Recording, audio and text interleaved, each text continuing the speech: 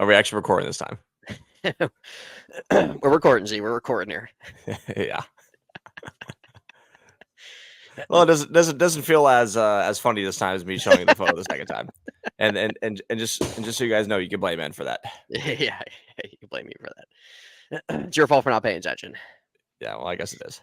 But that little girl right there, Z shares blood with that little girl, and I truly feel sorry for her. Yeah, just a nightmare.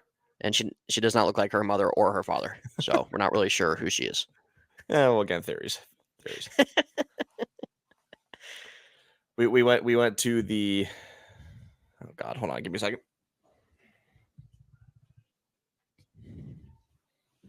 We went to the D-backs game against the Rays yesterday, and Kevin Newman threw me a ball. I was trying about 9 innings, and I finally got one.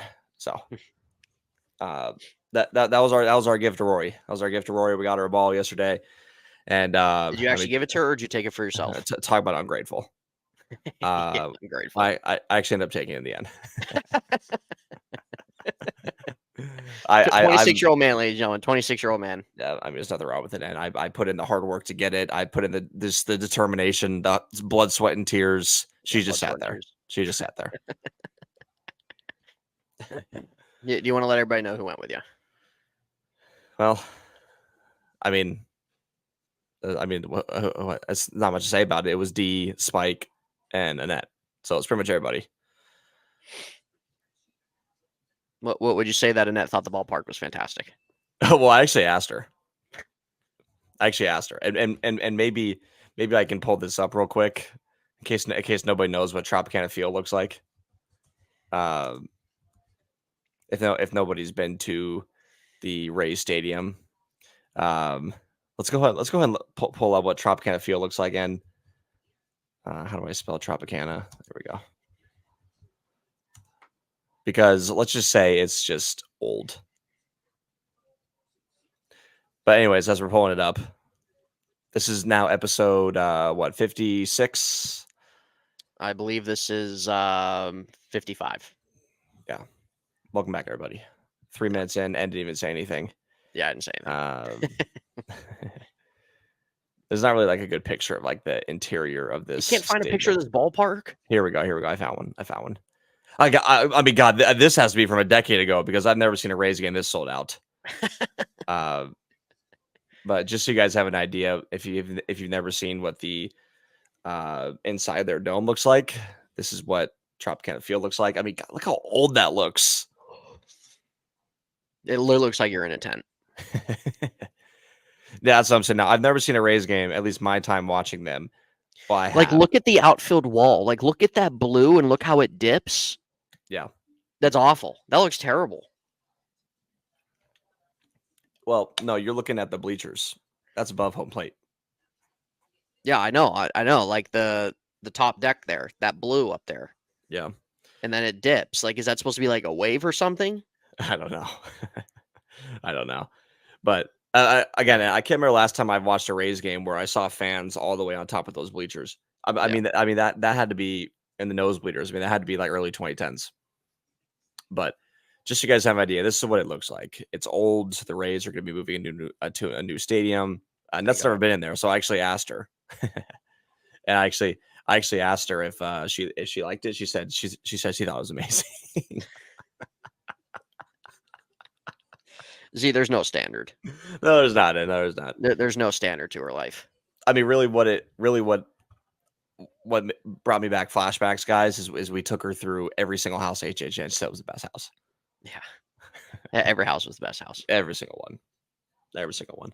So, yeah, she thought it was amazing. I would say the only cool thing about Tropicana Field, the only single cool thing, is they have a tank with a bunch of like Rays in there. Yeah, that's it. Congratulations. Yeah. And they're spending money to go see that. And they're just freaking floating around, just freaking fins flying. They're fins. Oh, whatever you call them. I don't know.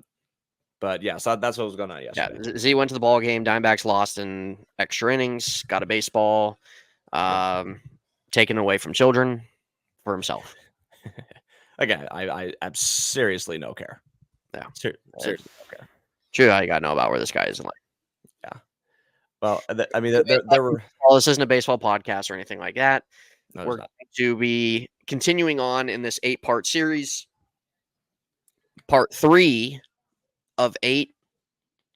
Z and I going through each division in the NFC to start. And as you see in this video, we're going to be talking about the NFC East. The last 2 episodes, as you guys can see on my channel and even on the channel here, Z and I talked about the NFC West and we talked about the NFC South. You guys can go check that out. Thank you for you guys who have watched that and have tuned into that. YouTube, once you actually start pushing out these videos more. But we're going to be talking about the NFC East here, heading into this season of This is the best I found. Hey, this is really the best pictures that you could find. I mean, it's kind of cool. It shows all the different helmets they wear. I mean, and would you like to say who these teams are? Why don't you pull a better photo? Yeah, well, and I didn't know what to pull up. All right, well, we're going to take that down. Yeah. So we obviously have the Eagles, the Cowboys, the Washington Redskins or Commanders, and we have the New York Giants. Get banned. Yeah. They need to be going back to that name, by the way. Redskins needs to be coming back. I 100% agree. Yeah, it was a great name. Yeah, but with this division, last year, the Dallas Cowboys won their division. The Philadelphia Eagles ended up being a wild card team, correct, Z? Yeah, I mean, they choked it, and here we go. Yeah. Here's a better picture. There we go. There we go. That's a little bit better. Yeah, no, they absolutely choked it. I mean, they were 9-1 after beating Kansas City on the road, and then or like 9-1, they're to 8-1 or something like that. And then after that, it just tumbled. It was just they went like 1-6 the rest of the season. I don't know. It was just bizarre. It was really bizarre. And Z, it honestly reminded me. I've said this to you before. I've said this to some other people last year when the Eagles were starting to really fall apart. Is that they reminded me of the 2020 Steelers. They started off great. They were undefeated for a period of time, and then they just completely had an epic collapse and lost in the first round of the playoffs. Right. Yeah. I don't know. Like I know people like after last season was over, people wanted like Nick fired and like. I mean, would you say Nick is one of the biggest D-bags in the league? Oh, and easily he is. And he's really not that good of a head coach. Obviously, if you have a roster as talented as Philadelphia, anybody can be a good head coach. Yeah. So how many more years do you give him? I don't know. I think I'll answer that question after this season. I'm going to give him 2 more. But anyway, beside the point, we're going into the NFC East. Z, you can start us off here. Before you kind of start off who you think's going to take this division title this year, do you think that this division is going to be a little bit more, I don't know if I want to necessarily say like more competitive, but a little bit more like worthy of paying attention to this year than last year? Or do you think it's going to take a dip this year? Like, do you think this is a little bit more weaker? You think they're a little stronger? You think there's a little bit more interest there? What do you think? Well, people are going to think the sneaky team in the division is going to be Washington. Mm-hmm. I mean, with the Giants, obviously the Giants have a lot of talent, but their quarterback position is going to be what's going to hold them back. And honestly, maybe because the quarterback position might be the case of why Brian Day will lose his job with them. So, I mean, just kind of like the last many seasons where Philadelphia and Dallas are going to battle like they do, like all the way till the last week. I feel like, and it's always a Sunday night football game, and they play for the division. I think it's every single year. It's every single year. Do I think Washington could sneak their way up into that like top of the division? I don't know. I'm not going to say that, but now do they have one of the most exciting players in the league after drafting Jay and Daniels? Yeah, they do. I think it's only right to start this with who won the division last year and with the Dallas Cowboys. Obviously, just like I feel like because I think this came out too. So looks like just like with San Francisco, how we talked with the last one, Dallas is having the same issue with CeeDee Lamb. And even kind of like minorly with Dak Prescott, but Dak Prescott is there. He's at practice. He's saying that he's obviously going to be there. He's playing on the last year of his deal. Yeah. Which is a whole separate conversation. Now, starting off with Dallas and CeeDee Lamb. CeeDee Lamb is I would say outside Micah Parsons, their most important player. Would you agree? 100%. I mean, or you could say Dak Prescott, but those are top three, undebatable. And now here, I mean, it happens every offseason. It happens every training Yeah, camp but where just there's a here we go again. yeah, where there's a couple players that hold God. out. I wish we could do that at our job, Z. I really wish I could, and I really wish I could. Holding out Um, for a pay raise. yeah, but I'm gonna get straight to the point with this. The Cowboys got to pay this guy. No, It, 100%. But then you have 85-year-old Gerald. Well, I don't really have much urgency here. yeah, I mean, just the Cowboys got to pay this guy, and Yeah. and then you get to the next part of the conversation where it's like oh, then what do they do with Dak next season, and then eventually you'll have Michael Parsons become a free agent, and you'll have to pay him, and yada yada. I mean, that's the point of managing the America's team. However, I think with Dallas right now, what they have an advantage over everybody else in the division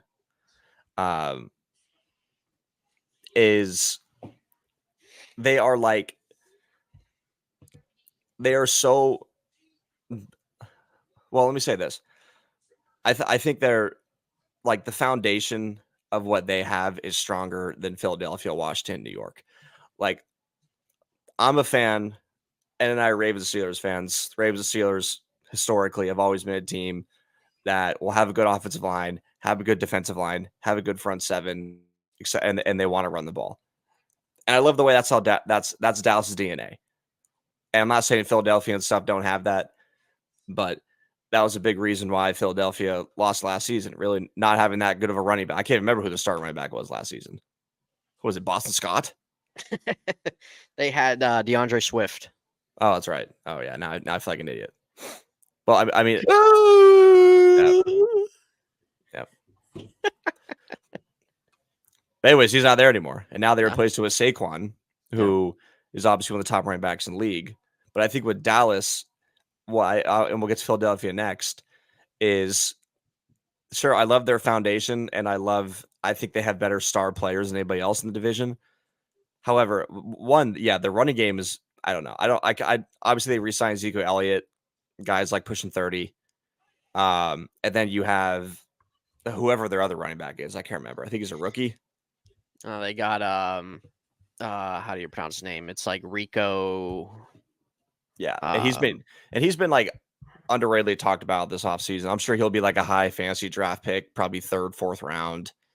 Because ESPN will just like overanalyze them. Yeah, Rico Dowdy. Yeah. Or Dowdle. So I say with Dallas and coming in this season, we all know what the monkey in the back is. We all know what it is. We can sit here just like all the talk shows on ESPN and talk about how Dak Prescott doesn't show up in the big games. Yeah. The thing is, it's a fact.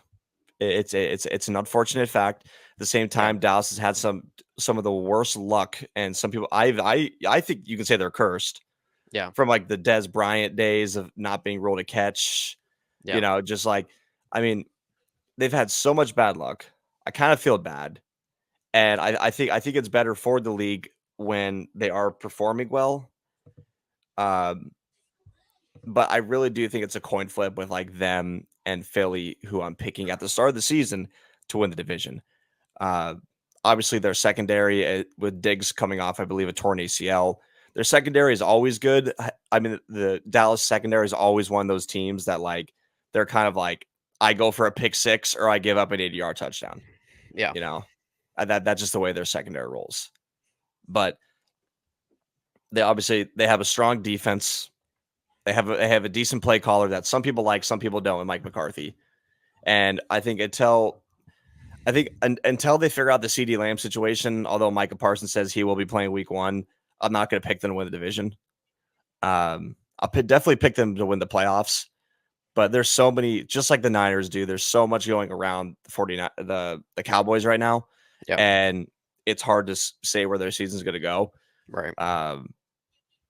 So I'll put us. I'm definitely still putting the double-digit win mark. I mean, undoubtedly, okay. they're so good that like you have a high expectation on them. And if anybody says otherwise, they're just hating. So for now, I'm going to pick them second. I am going to pick them second in the division, and I'm going to put them at like the 11 win mark. I think that's a pretty safe number. All right. So let me see here real quick. I just kind of want to go through their schedule for a second. So let's see. They open up against the Browns. And then we see them take on the Saints, Ravens, obviously their division, Niners, Steelers, Lions, Falcons, Texans, Bengals, Bucks. They got a tough schedule, Z. Yeah. They got a real tough schedule. I think that's one of the, looking at this as at face value, they have the whole AFC North. They have obviously their division, so I'm not really going to count that. And then they got San Francisco, Houston, and they have the Detroit Lions and the Atlanta Falcons. That's rough. That is rough. I'm not a huge schedule guy in the sense of where I put all my marbles into a schedule basket and say, man, this team's schedule is so hard. I don't see how they're going to do any better, blah, blah, blah, blah, blah. Every team's different. Every year in the offseason, people look at teams at face value on paper. That's really all you can judge them at that time. But I'm not a big schedule guy, but I am going to say their schedule's rough. It seems like one of the more rougher ones in the league. When it comes to Dallas, the run game is very skeptical right now, not having Tony Pollard there. And then obviously they were better at running the football a couple years ago between Pollard and obviously when Zeke was still a little bit more in his prime. But you have a situation with Dallas where you still have a stable O-line. Dak's a guy that at worst is going to get you 8 wins. At best, he's probably going to get you 12. They were the best passing offense in the league last year. They were one of the top scoring offenses in the league last year. I am skeptical a little bit about their run game just because I don't really trust Zeke Elliott at this point. If he's going to be more of a lead guy, Rico Dowdle, he's somebody that hasn't really gotten the opportunity. So obviously we have to wait and see on him, depending how they're going to split their carries. But this still should be an offense that scores points. It still should be one of the more higher ranked offenses in the league. I do agree with Z. I think that they have one of the better defenses in the league. But their depth position on offense is a little concerning to me outside of Lamb and a little bit of Brandon Cooks and Ferguson there at tight end. This is a huge year for Mike McCarthy. If Dallas does not achieve anything, if they lose in the first round of the playoffs and miss the playoffs, what would you say that Mike McCarthy's gone? Well, I think this is a make or break year for him. Yeah, especially how Jerry Jones is. Jerry Jones isn't one of these organizations that has all the patience in the world. Well, he should be managing the team anyways. Well, see, I mean, he's probably getting help going to the bathroom. Well, yeah. To answer your question, I think you gotta say yeah. Yeah. Yeah. What am I looking at gameplay for? Yeah. Well, I don't know. I thought. Who's that? Cooper Rush? Who's 19? I think it's Trey Lance. Trey Lance. Is Trey Lance 19? Yeah, he's number 19. Championship at you. There's Stetson. Here comes a pick. Yeah, there it is. Yeah. Well, that was the last night in college football. Yeah, it was. Yeah, it was. Except it just went the other way. That was horrendous. Any pick you throw in that game, it's just an pick sixes. 5 or 6 pick sixes for Z last night. So Mythical Jazz right down below. Yeah. You guys will be seeing some gameplay of that hopefully this week. But in terms of the Cowboys, the talent's still there. The defense, we obviously go into this just assuming that they're going to be able to be on the field for the most part, these teams, which we know it probably isn't really going to be the case. But they're stout. They're going to be, I think, one of the teams that in the NFC we're going to look at as I don't think any more or any less than kind of really how they reviewed last year. I might not be quite as high on them as they were last year. But with that being said, I agree with Z. I think this is a second. I think that their spot is second place, and I think Z likes them a little bit more than I do. I was kind of first at thinking 9. I'm gonna give them a little bit to 10. I think their defense is going to help them out a little bit more this year than they did last year. I think the offense takes a little bit of a step back, but it's going to be enough to be able to still probably be a top 7 scoring unit. So, with that said, Z, I'm going to agree with you. Second, 10 wins instead of 11. So I think we're pretty much on the same mark there. Right. Well, then that brings us to, I think, what both of us are going to agree upon, who's going to be first. Yeah. Just We're both really, on the Eagles side. Yes. yeah, in this division. I mean, I think it should have been that way last year. Yeah. It should have been that way last year. They obviously should have won the division. On paper, you could say they're the best team in the NFL. I don't think that's a crazy thing to say. We're not going to sit here and break down their whole entire roster, but now, adding Saquon onto the team, and you have AJ Brown, Devonta Smith, and Dallas Goedert, and Jalen Hurts, and all these, and probably a top 3 offensive line in the NFL. You would expect this offense to be just god tier, and then on the defensive side, obviously they've I had know. pretty I much. was told that Kenny Pickett's going to beat out Jalen Hurts. That's what I was told. Who told you that? Z, it's literally his fan club on X. Yeah, God's horrendous. So, yeah, I mean, starting off with the Eagles, I mean, obviously, I feel like their biggest headline was just losing, like, other than signing Saquon, was losing Jason Kelsey in the offseason. Yeah. And sure, I mean, it's only the center position, but that's a lot. And you can say, oh, well, he was in his late 30s, but he was still probably the best in the NFL. I think Fletcher Cox is still on the team, or did he retire too? No, he retired. Oh, yeah, that's right. He retired. Yeah. So obviously, you've lost a lot of, really the heart and soul of your team. You still got Brandon Graham there as pictured in the left, but this might be his last year. It's like his 15th season. Yeah.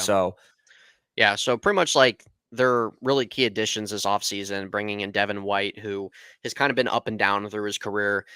Bryce Huff from the Jets to plug in there on the defensive end side, and then they brought back C.J. Gardner-Johnson. So yeah. Then they drafted Cooper DeJean, and they drafted that Kele Ringo guy, that corner from Georgia. But I'm not really quite sure how he's going to play. Sure. So, I mean, yeah, I mean, where do you really start with on this team? I mean, I think like you start with like hoping like Saquon will be healthy. If or not even really just Saquon, I would just say their whole entire offense in general. Like if hoping Saquon and their whole offense is healthy, because if that's the case, then that's what I'm saying. Like you might see, as they had probably, maybe like a season or two ago, like the best offense in the league. Yeah. That took them to the Super Bowl. Yeah. But I mean, like, I don't know. What are your initial thoughts on them as I'm trying to pull up their schedule? I think I got it right here. Yeah. All right. Well, for some reason, I thought Ringo was this year's draft, but he was last year's draft. But anyway,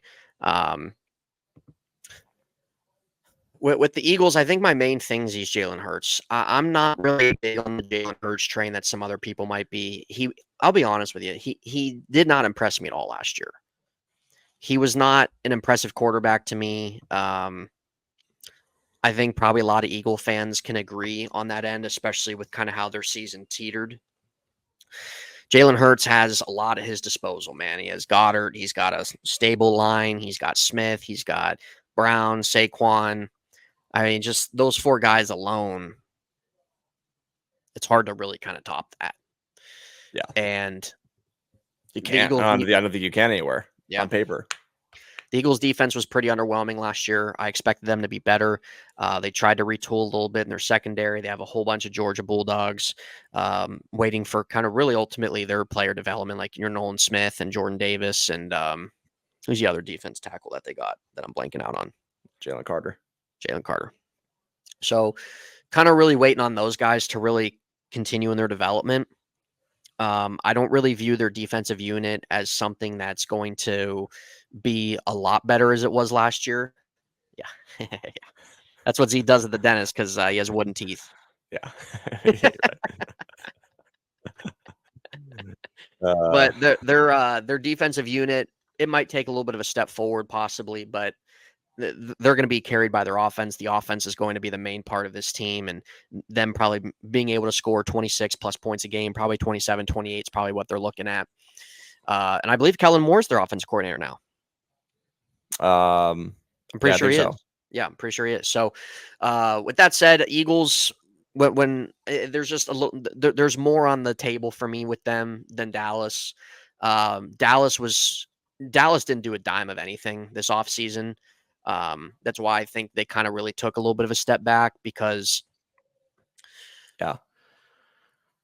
they stood pat in free agency. They didn't move any money around. Their draft didn't really impress me too much. I think they're just kind of really the same team they were last year, maybe just a little bit more of a step back. With the Eagles, I liked a little bit of their free agency moves. Obviously, they had a pretty solid draft. A lot of people liked what they did. So, with that being said, I think first place makes the most sense. Looking at their schedule, it's like, you see, well, obviously they're starting the game, starting the first week in Brazil, which will be just amazing. It's a Friday. Yeah, yeah, Friday night in Brazil. Yeah, I know. Maybe Ginobili will be there. Yeah, I know. I mean, that just could be something to watch, and to see the audience that they'll get going there. Quinion Mitchell was the corner they drafted this year. That's who I was trying to remember. Yep, out of Alabama. Rest of their schedule, I mean, again, start of the season pretty favorable. First home game against Atlanta, and they play the Saints, and then the Bucks. They have a super early bye, week 5, which I think is an L. Hate that. So I'm not going to sit here and go over their whole schedule, but yeah, I mean, that's why I think we put Dallas a step back and then Philadelphia a step forward. I'm not going to sit here and say Philadelphia is going to make it the Super Bowl, but I could put them. I would say right now, the only teams I have over them would be probably the Niners and the Lions. I would say that those are the only 2 teams that I would. Yeah, that's fair. Like, you could definitely make a case that the Eagles have the most talent in the NFC. Doesn't mean it's going to amount to being the better team. No, absolutely not. They're definitely a top 3 unit in the NFC going in the season. So we're both picking them to be first. Yes, we are.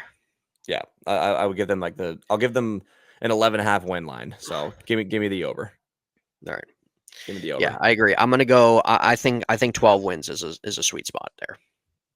I think I'm gonna transition this next one into, I think, what's maybe the most underrated team coming into this season, and that would be the Giants. That would be the Washington Commanders. Yep. I mean, I think what you're gonna try to do, I mean, because they did so much this offseason, if you could try to pull up their acquisitions and everything. Yeah. Yeah, they were all over the place. Yeah, because they signed like a bunch of veterans, like Bobby Wagner and Zach Ertz and many, many more. And then obviously they signed Martavis Bryant. God. Austin Eckler as well. Yeah, Austin Eckler. I forgot about him.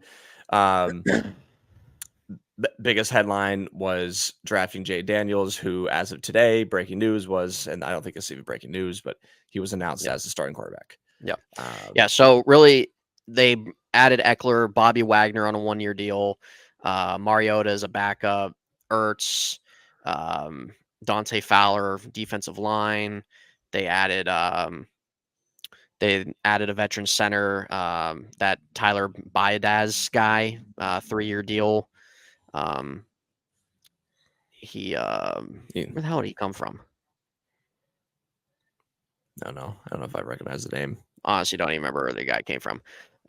So Jeremy Chin, Clelin Ferrell, God, that guy's still around. Brandon McManus, there's your new kicker. So Jamison Crowder's back. God, I feel like this guy's just dude, I feel like James Crowder, dude, has been in the league for 20 years. Yeah, I mean, and I feel like he played for Washington at least 3 different times. Why do people keep signing him? I'm really not sure. Sure. There's a lot of other names on here, but a lot of it's just more depth related. So Z, you can go ahead. I think they got to be the most underrated team. I think the biggest thing that's going to be holding them back, that people are going to have questions on, is freaking Cliff Bar calling the plays. Cliff Bar. Yeah, Uh, right. So now they also have a new head coach and Dan Quinn, and then they have Cliff Bar yeah. So as play caller. and there's Jay Daniels. I believe that's him in the photo. I think it's Well, do you want to tell the people your thoughts about Jane Daniels going in and out of the draft? I can't remember what my thoughts were. That your mind bust, not going to be Yeah. good. Yeah. Just still stuck on the ASU days for whatever reason. Well, I was very much upset. I was very much upset that we recruited him to ASU, and it was a horrendous experience. And then he transfers to LSU, and then he wins the Heisman. Yeah.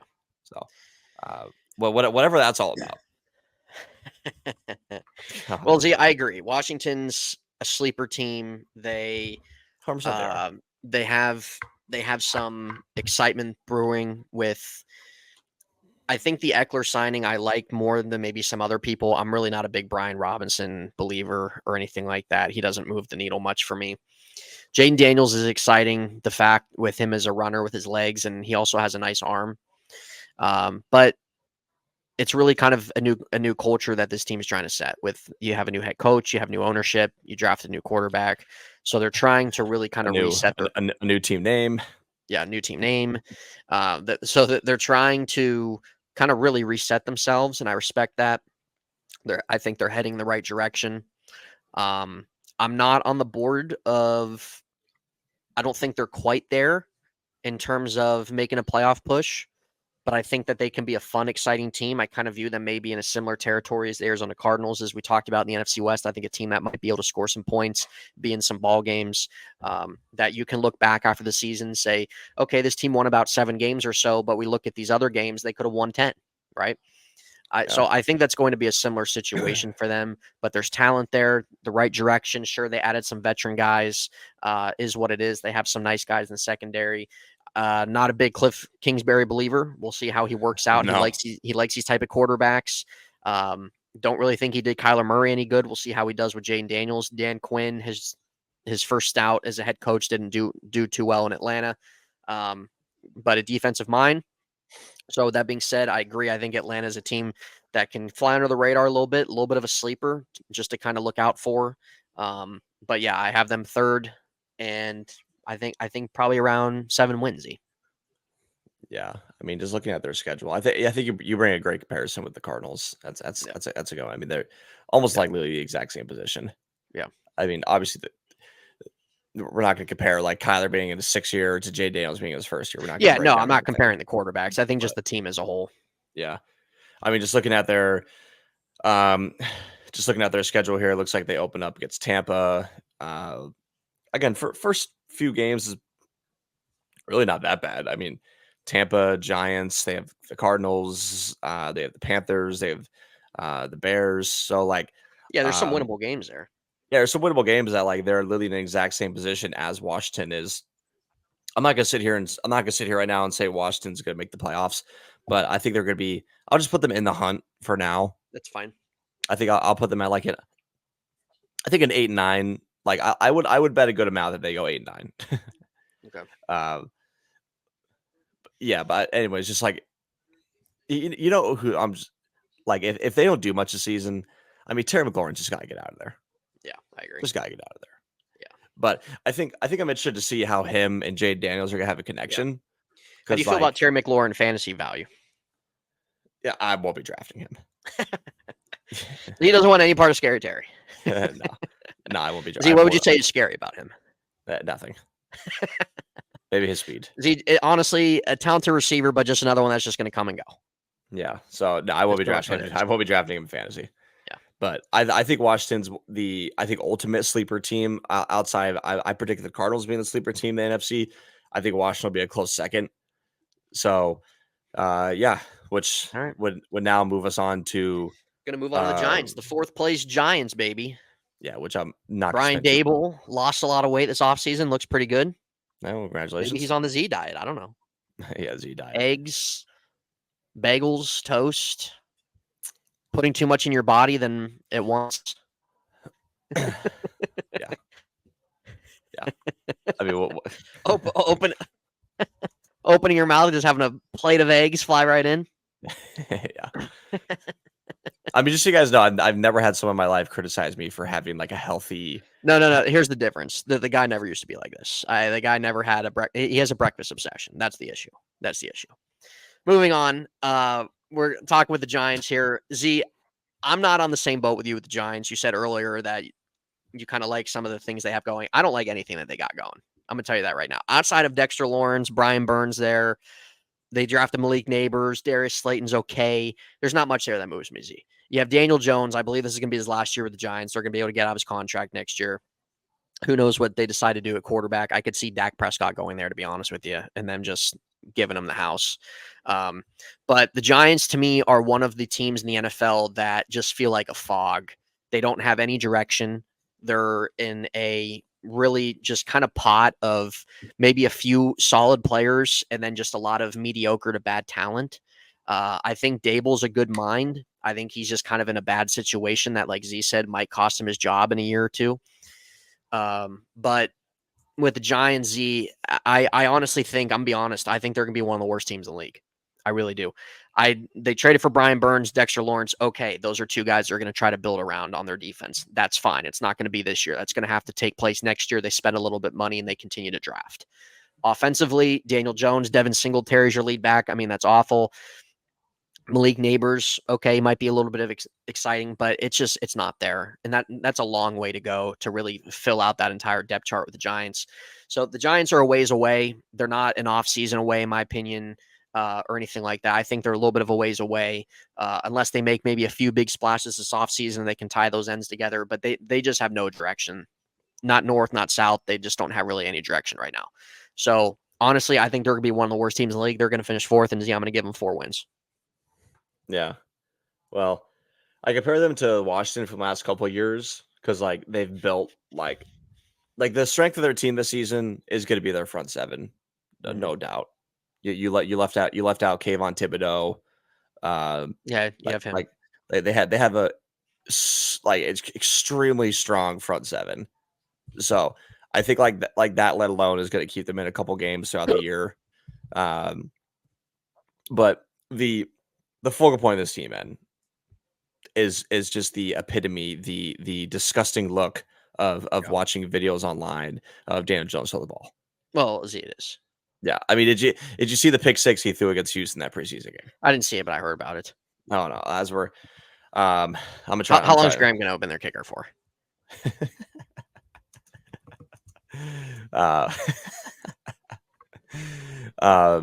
Anyways, as I'll try to keep talking about it as I'm gonna pull up their pick six. But it was, I mean, it was horrendous. He was in the back of the end zone. One of the edge rushers was like coming down on him, and he threw the pick six like straight to the DB. That's fantastic. Let's see, is this it right here? I think I found it. Okay, I found it. So just so you guys have an idea of the level of talent the New York Giants are working with at the quarterback position, which is kind of like crazy because like 2 seasons ago when they made a decent playoff run, he was actually pretty good. He was actually, and that's what made him get that extension. Right. But go ahead and pull this up, and we'll watch this together. This is the end of it, but here goes Daniel dropping the end zone. This is Z last night, and he throws it right to him. So that's terrible. So we're just gonna let this run a couple times because this is going to be the issue with the Giants this season. They don't really have a running game. Their offensive line the last multiple seasons, they've drafted really high with it, and their tackles like Evan Neal and their other guys out there Andrew Thomas have not been playing. I think things could be different if they do, because obviously a good offensive line changes everything. But this right here is just it's awful. And I can go out there and do that. You definitely could collect a paycheck, yes. Yeah. So the receivers, yes, they drafted Malik Neighbors, but you look at the other, I would say outside of Marvin Harrison, you drafting the Cardinals, you look at the other receivers that were drafted, and you make a case that like they went to the right team because that team has other receivers set in place. Yeah. Right. So like Roma Neighbors is not somebody I'll be drafting in fantasy. Z. No. Anybody, Marvin Harrison and Roma Dunze are the only two that I would consider. Right. Especially any receiver, but any player in any sport when they're practicing and people are hyping them up, that's great and all, but you can't not going to say anything on them until week one of the season comes around. Right. So, yeah, as we're just taking away that god awful highlight. That was Z last night. Yeah, it was. Yeah, it really was. Yeah, it really was. God, I was. Would you like to say every word that you said? I'm not gonna say anything. No. Yeah, that's why Mythical Jazzy Twitch is a great platform. It lets you say what you want. So, Yep. wasn't that bad, guys. All right, Z. So, what's your record prediction for this team here? Well, if I give rec prediction, I'll give him 5. I'll give him right. 5. I think I'm going to put him in a similar position as Washington, where they have a great front seven.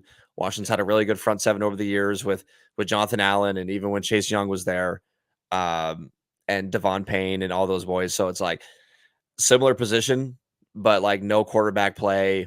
Offense is just going to be dry halfway through the season. Yeah, I'll give him 5. I'll give him 5. There's not much to talk about with them. I'm sorry. So we're in agreement completely on our division standings here. Eagles, Cowboys, Washington, Giants. We're pretty clear cut on agreement on the wins. He might have maybe for a team or two one extra win than I do, but for the most part, it's pretty much the same. So really, when we look at this, Z, so you have the Eagles winning their division, obviously a playoff team, and then you're going to plug in Dallas as a playoff team. Yes. Okay, I think I will agree with you on that. But coming up next, guys, on our next part, there will be part 4 of out of 8. So we're going to wrap up the NFC West division. So coming up next, as you guys will see, we will be talking about the NFC North. And I think the NFC North is actually going to have a lot more interesting discussion than probably the NFC East is going to have. I think the NFC North could possibly end up being the best division in this conference this year. So we will be talking about that next. We appreciate you guys tuning in to this episode of us discussing the NFC East, discussing our thoughts on it. You guys can let us know in the comments your thoughts on it. We'll see how this division goes. This division could actually even end up being even better than Z and I are even thinking right now. But going on to the NFC North, guys, we will see you on the other side.